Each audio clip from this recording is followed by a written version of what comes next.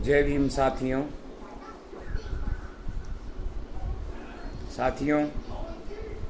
आज मैं कुछ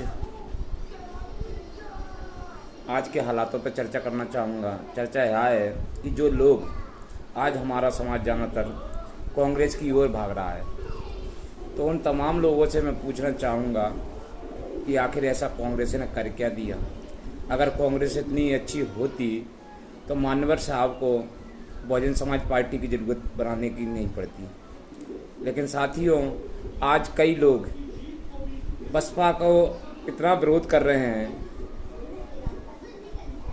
कि मनुवादी पार्टी बसपा को बताया जा रहा है। लेकिन मैं उनसे तमाम लोगों से पूछना चाहता हूं कि भाजपा कांग्रेस में जो लोग जा रहे हैं, इतनी दौड़ भाग कर रहे हैं, क्या वो मनुवादी पार्टियां नहीं हैं? क्या असली मनुवादी पार्टियां तो वही हैं, उनके मुखिया जो है वो मनुवादी विचारधारा से प्रेरित है और आप लोगों की भाग रहे हो।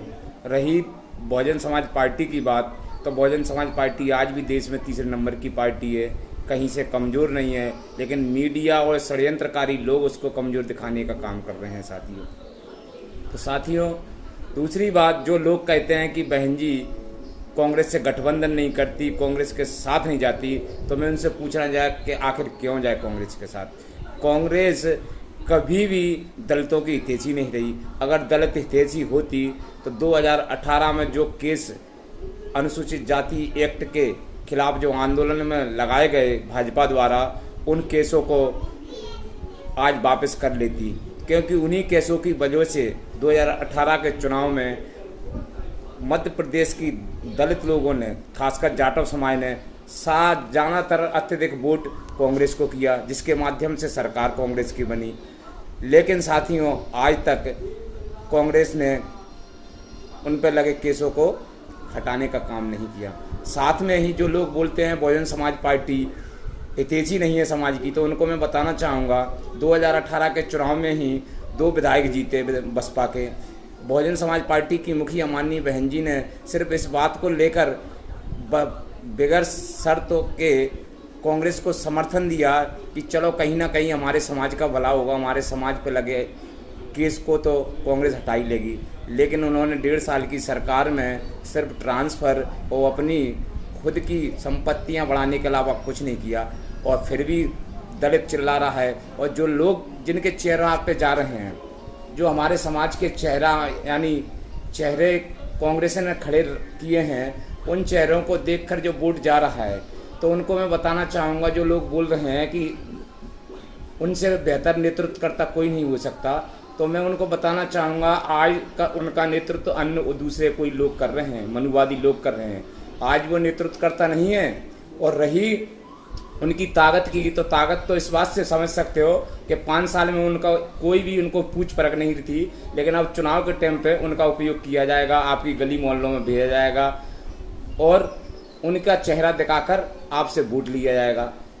तो साथियों, सरकारें तो भाजपा कांग्रेस की बनती हैं, शुरू से बनती आई हैं, बनती चलेंगी। क्या उनसे वास्तविक आपका भला होगा? तो इस बात पे आपको विशेष सोचने की ज़रूरत है। कब तक अपना वोट बेचते रहोगे? अपनी ताकत को इकट्ठा रखिए और बहुजन समाज पार्टी को मजबूत करिए। इतने चुनाव हारने के बाद भी आज भी बहुजन समाज पार्टी तीसरे नंबर की पार्टी है साथियों, कहीं से कमज़ोर नहीं है साथियों। अगर आप लोग जितनी मेहनत अन्य सामाजिक संगठन, हम सामाजिक संगठनों पर भी चर्चा करना चाहेंगे, जो सामाजिक संगठन हमारे समाज के लोग चला रहे हैं, उनसे ही मैं, अगर इतनी ताकत वो अपने सामाजिक संगठनों को चलाने के लिए लगा रहे हैं, अच्छी बात है, चलाएं। लेकिन साथ में अगर राजनीतिक शक्ति भी बढ़ाने की बात करें, तो आज बसपा आज फिर से भी मजबूत हो सकती है और कई सीटें जीतकर फिर से मध्य प्रदेश में भागीदारी कर सकती है साथियों।